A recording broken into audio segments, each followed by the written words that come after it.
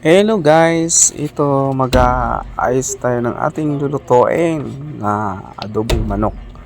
Ayan guys, naghahiwa lang tayo dyan ng sibuyas. Ayan, hiwain lang natin yan para mailuto lang natin yung ating recipe ngayon. So yan, habang naghahiwa tayo dyan, nguya tayo dyan guys ng pandesal kasi medyo gutom na guys. Kailangan natin ng nguya. Malapit na kasi yan guys magtanghali. Mag alas 9 na guys. O alas 10 ganun. Hindi pa tayo nag-agahan. Kaya yan, piniprepare pa lang natin yung ating ulam. Bago pa lang tayo nakabili ng ating pang ulam. Yan. So hiwa-hiwa muna tayo dyan. Hiwa-hiwa ang sibuyas. Hello sa ating mga viewers dyan. Shout out po sa ating mga viewers at sa ating mga followers. Salamat po. Lock in na tayo ng 3,000 followers na tayo guys.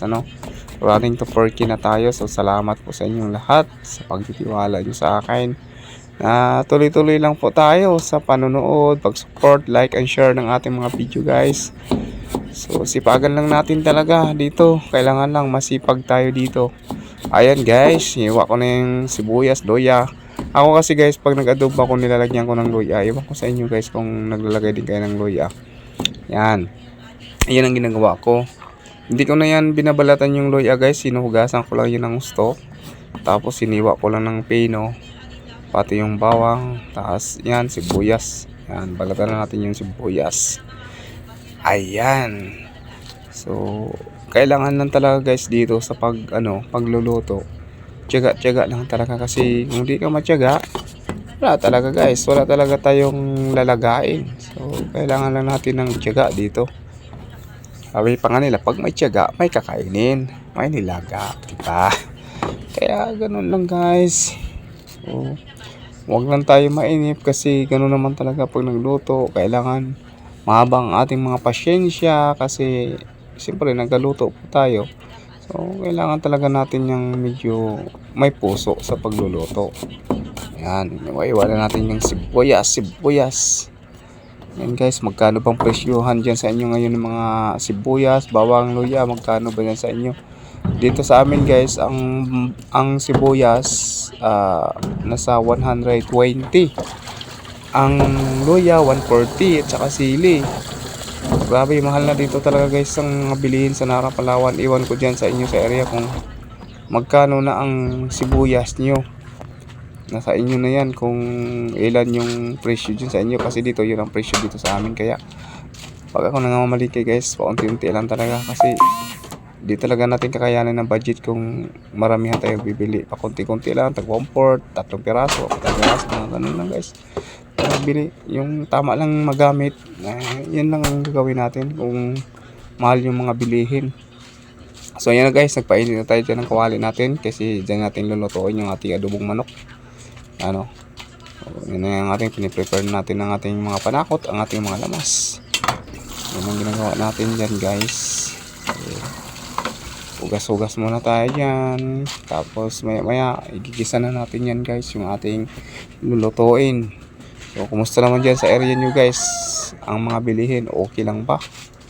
Di ba nagmahal? Dito talagang grabe ng bilihin dito guys sa Nara. Talagang matindi na talaga. Ayan, nilagyan lang natin ng konting mantika. Ako guys, konti lang talagang mantika nilalagay ko kasi yung karne naman ng manok or baboy, kung ano man yung lulutuin nyo, nagamantika naman po yan. Ang ginagawa ko kasi yun guys, pinapakatas ko kasi yan. Ganyan ginagawa ko. Yan. So yan, ilagay na natin yung ating mga panakot yan. Yan. Halo-halo na yan. Halo-halo. Mikos-mikos na yan.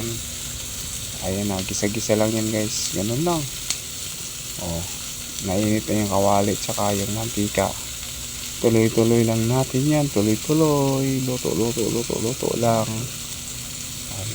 Sinimot natin yan guys kasi sayang kasi yung sibuyas, bawang at yung natin dyan, loya. Ayan, ganyan ginagawa ko guys. Nilalagyan ko siya ng loya kasi para yung amoy ng manok hindi mo siya malasahan yung langto. Di ba minsan guys na papansin niyo yung manok mayroon siyang parang langsa. O anong tawag yan sa inyo? Ayun. Kaya nilagyan ko siya ng luya pampatanggal ng langsa. Ayan. Kung ayaw nyo naman, so nasa inyo lang yan.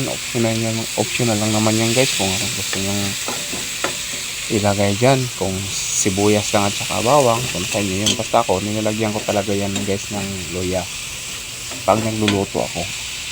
Isa kasi yan na nagpapatanggal ng amoy ng mga niluluto natin yung luya. Mamaya guys, lagyan ko pa yan ng ng tanglad kasi may tanglad naman kami dito sa bahay. So kuha ko mamaya ng tanglad tsaka kangkong, lagyan ko yan pa, ipabawan ko yan ng kangkong. Ayan, lagyan na natin ng tuyo. Hindi ko na yan guys minamarinate. Yung baga, diniretso ko na siya adobo dyan. Kasi nga guys, pang madalian ito na luto.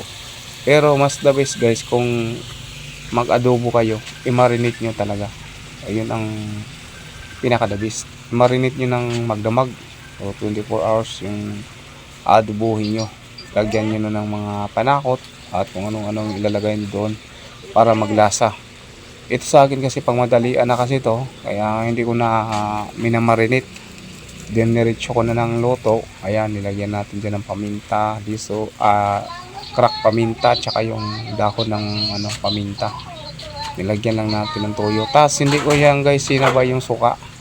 Pamantikain ko pa kasi yan. So ganyan ang ginagawa ko kasi pag nilagay nyo guys agad guys yung yung suka, sobrang kasi yan, sobrang asim agad yan. Mag-asim agad yung adobo nyo. Kung mahilig kayo naman kayo sa asim, so nasa inyo yan kung isabay nyo. Pero ako hindi ko yan guys sinasabay. Ayan nakita nyo naman. So yan na yung result. Wala pa yan suka guys, hindi ko pa yan nilagyan. Toyo pa lang yan. Saka yan yung toyo pala, saka yung paminta na dahon, saka crack paminta. Pwede rin yung durog na pinong-pino, pwede rin yun. Sa akin kasi guys, crack paminta nilagay ko kasi medyo malasa siya. Yan. So tuyong-tuyo na yan guys, nag-add-on lang tayo ng konting tuyo kasi medyo putla pa yung ating manok.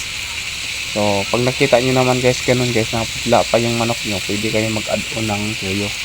Ayan, nilalagyan ko rin ng suka. Bago ko pa lang siya guys nilagyan ng suka, nung tuyo na siya, yung nagamantika na talaga, para yung katas niya ating lasa mag-absorb talaga siya guys. So ganyan yung procedure ko at pamamaraan ko ng pagluluto. Yan, pero mas the best talaga, advice ko sa inyo, if gusto niyo talaga ng ayan, nilagyan ko ng asukal yan guys. If gusto niyo talaga na malasa yung niluluto, yung mga adobo, kahit man yun, the best, marinate nyo talaga ng magdamag, yung pinaka-labis para absorb talaga sa laman nyo. Ayan, lagyan ko na yan siya guys ng kunting asukal. Yan, tuyo suka. Yan, nilagyan ko ng tubig na mainit.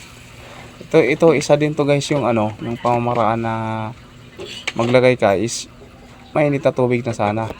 Yung galing termos o kaya may pinakulo kayo dyan. Pag mga ganyan guys na naglagay kayo ng suka, huwag nyo munang halukayin kasi lalo siyang aasim. Hayaan nyo lang, takpan nyo lang yan. Pag kulo na yan, saka mo halukayin yan. Katulad yan, kulo na siya guys. So tuyong-tuyo na yan. Bago ko yan nilalagay yung kinuha kong talbos ng kangkong. Option na lang yan guys kung lalagyan nyo naman ng mga kung ano-ano yan nyo. Ay ako nang hinayang kasi marami kaming kangkong dito. So, sabi ko, lagyan ko na ng kangkong kasi sarap din naman yung kangkong. May vitamins din yun. So kaya yan, takpan lang natin yan. May yan, pag kulo konti, okay na yan. Pwede na natin yan siya tatanggalin. So yan lang guys yung ginagawa kong pamamaraan. Yun, nilalagay ko lang yung kangkong dyan naulit yung video natin. Sige, okay lang. So yun lang guys.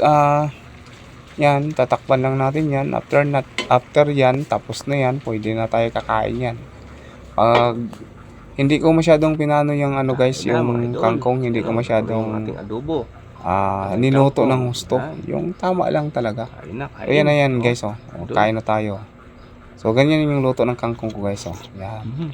So kain na tayo mga lodi. Ayun sarap yan. Yan ang gusto ko, yung mag-adobo ako na may mga manguya-nguya ako, maliban sa lang talaga manguya mo yung karne lang.